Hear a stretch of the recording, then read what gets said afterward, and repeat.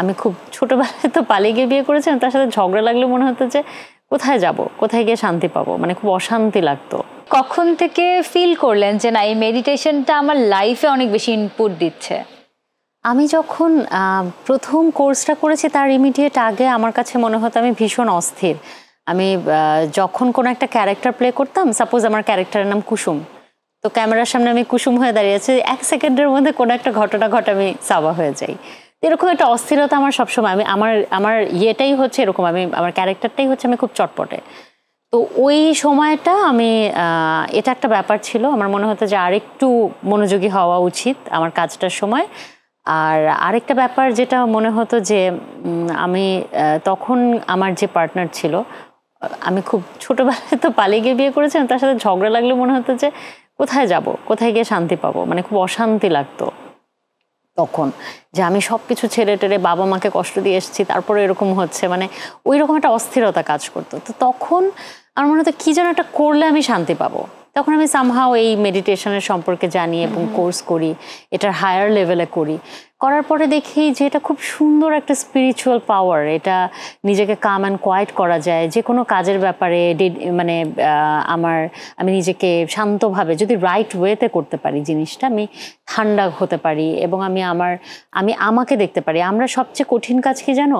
আমি তোমাকে দেখতে পারছি কিন্তু আমি আমাকে দেখতে পারছি না, আমি আমার ভেতরটা দেখতে পারছি না। আমি আরেকজনের থেকে ভালোবাসা চাই কিন্তু আমি নিজেকে ভালোবাসতে পারছি না। এই ভালোবাসাটা যদি আমি নিজেকে দেই তাহলে আমার আরেকজনের ভালোবাসার দরকার নেই।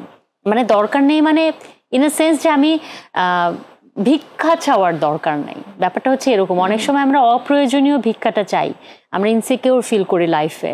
এরকম অনেক কিছু আছে যেটা আসলে আমরা নিজেকে বুঝে উঠতে পারি না এবং আমরা অন্যকে কিন্তু জাজ করতে পারি যে ও এরকম পার্সোনালিটি, ও এভাবে ঘুম থেকে উঠে ও চমৎকার, ওকে আমার খুব ভালো লাগে। কিন্তু আমরা কখনো নিজেকে কিন্তু চিন্তা করি না যে আমি এইরকম, আমি এইটা। ইভেন আমি যখন ক্যামেরার সামনে এই যে আমি কথা বলছি, আমি কিন্তু সাপোজ আমার সামনে আমি একটা আয়না ফিল করছি, আমি কিভাবে কথা বলছি আমি আমাকে দেখতে পাচ্ছি। তো এই ব্যাপারগুলো আয়ত্তে আনার একটা খুব দারুণ প্রসিডিওর হচ্ছে প্রপারলি যদি মেডিটেশনটা করা যায়। এবং যেটা হলো যে সত্যি বলতে আমি যখন হায়ার লেভেলে করার পরে আমি একটু ভয়ও পেয়েছিলাম, কারণ আমার মনে হতো যে আমি বোধহয় অনেক পাওয়ারফুল হয়ে গেছি এবং এই পাওয়ারটা নেগেটিভলি ইউজ করি। সো আমি একদম স্টপ হয়ে গেছিলাম, একেবারে স্টপ হয়ে গেছিলাম। তো প্রায় 1-1.5 বছর আগে আমার একজন গুরুজি আছেন কলকাতার, উনি আমাকে বললেন যে আমার মধ্যে এই স্পিরিচুয়াল পাওয়ারটা যেহেতু অনেক বেশি, আমি কেন এটাকে প্র্যাকটিস করছি না। অ্যান্ড দেন আমি আবার এটা শুরু করলাম মেডিটেশনটা, তারপরে যোগাটা শুরু করলাম। করার পরে আমি যখন প্রথম ঋষিকেশে গেলাম, তখন ওরাও তো আসলে এই প্র্যাকটিসটা করতে থাকে, স্পিরিচুয়াল প্র্যাকটিসটা। ওরা আমাকে তখন প্রথমে দেখেই ওরা কেন যেন আমাকে বলল যে আমার মধ্যে এই ব্যাপারটা খুব খুব প্রবলভাবে আছে, তারা এটা ফিল করছে এবং আমাকে বললো যে আলটিমেটলি তুমি যাই করো জীবনে, তোমার গোল হচ্ছে এখানে, মানে তুমি আসলে এই স্পিরিচুয়াল প্র্যাকটিসটাই করবে, এটা হচ্ছে তোমার গোল। তো আমি যখন এই কোর্সটা করলাম তখন সবচেয়ে মজার ব্যাপার, এই মেডিটেশনের একটা ইম্পর্টেন্ট পার্ট হচ্ছে গিয়ে ব্রিদিং এক্সারসাইজটা করা। কিন্তু একটা জিনিস আমার কাছে মনে হয় যে খুব ভয় পাইয়ে দেওয়ার একটা টেন্ডেন্সি আছে এখানকার তালিম যারা দেয়। প্রথম কথা হচ্ছে যোগা আসলে তোমার শরীরে যতটা তুমি নিতে পারবে সেটাই, তোমার সাথে আমার কোনো কম্পিটিশন নাই। আর যোগার অনেকগুলো লেভেল আছে।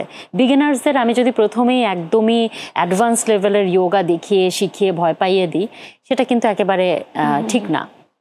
সো তুমি যেটা নিতে পারবে সেটার থেকে তোমাকে আস্তে আস্তে মিডিওকার জায়গা থেকে ক্রস করে অ্যাডভান্স লেভেলে নিয়ে যেতে হবে।